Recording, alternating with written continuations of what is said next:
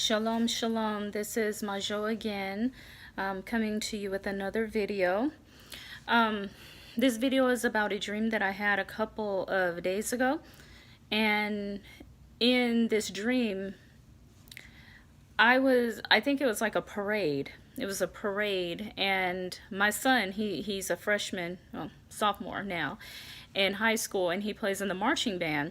So it was almost as if everybody was outside. We were waiting for the band to come around the corner. All of a sudden, there's these guys, and they have on black, and they have on these masks or helmets. They're more like, you know, the movie The Purge. It was kind of like that. They look like the guys from The Purge. And so, you know, a lot of times in society, they will hide the truth in plain sight. And sometimes in Hollywood, they will actually tell you the truth, but a lot of us, we are fooled. A lot of the masses are fooled. That's why they nickname us sheeple. But anyhow, so they were forcing us into our houses, and I own a house. Me and my husband, we own a house, but this particular place was an apartment complex, and I don't know if it was ours or if we just went to the nearest available space, but they were forcing us inside of our house, and I had all of my other children with me, and I was not able to get my son, my 15-year-old son. And I was so worried because these people were forcing us. They had like these sticks with like electricity that came out of them, and so when they hit you, it gives you like an electrical shock. And so my younger kids, we go into this apartment. I look out of the window, lock everything up, look out of the window, and then I see my son finally. We were like on the second floor. I look down and I see him marching in the band. He plays the trombone, and he was playing the trombone, but it was very exaggerated. He was dancing and stuff, and you know, in his band, you know, it's a marching band, they do dance, but he was like doing like over the top dancing, almost as if he was being forced to do it, almost like his life depended on it. Also, I noticed in his band there was a lot of sections that were missing people. There were, say for example, the trumpets. I would say in his band, they probably have like 20 trumpet players. I probably saw like 7. And for the trombones, there was probably like 3. And the band was not in order. It was almost as if they were just missing a whole lot of people. And I was like, what happened to all the kids that are in his band? How come they're missing? It looked like a naked band. And then my son, he was just marching.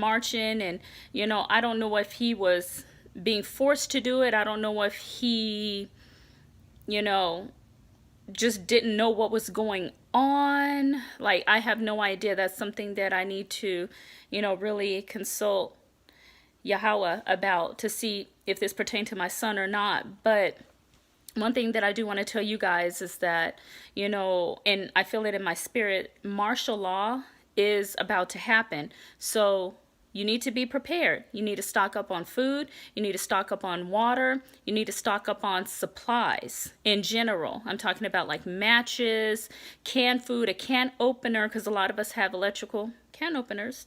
So get like a manual can opener, some candles, you know, water filtration system, just everything you can possibly think of. You know, take advantage of the internet while it's available.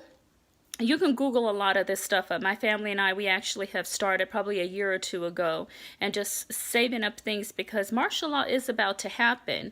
And I have a feeling that Yahweh and Yeshua, they're going to wreak havoc on the United States because of what they are doing to God's chosen people, the Israelites. And so, you know, you guys be prepared. You know, our 400 years is almost up. Not saying that, you know, something's going to happen at the 400th year, but I feel like things are escalating. Look at the times and the season, you know, that we're in. And just like Yeshua, he said, you know, consider the fig tree. You know, when you see the fruit, you see the fruit, you have to examine the fruit. The fruit is very ripe. So it's time for us to get ready and stop having a hateful heart toward each other, and, you know, just love each other, and, you know, let's come together. You've heard this old saying, together we stand, divided we fall. So, let's all come together in love and let's really help each other out. So, with that, I hope that this was a blessing to you guys. Again, be prepared. Even though you may tell some of your family members about it, some of them may think, oh, you're crazy, you're a doomsday prepper, yada, yada, yada. Okay. Then when it comes down to it, it's better to be safe than sorry. Because when that martial law happens, guess whose house they're going to come to? They're going to come to your house because you've prepared. You've put things away, and just like the virgins with their oil lamps, it's better to have some oil rather than no oil, right? Rather than no oil. So, get everything together, get your house organized. And I would probably even, prep for,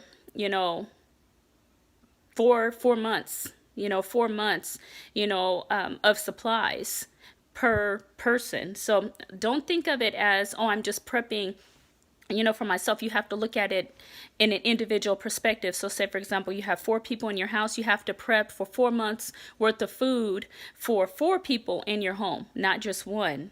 So it's a lot more food than what you actually expect.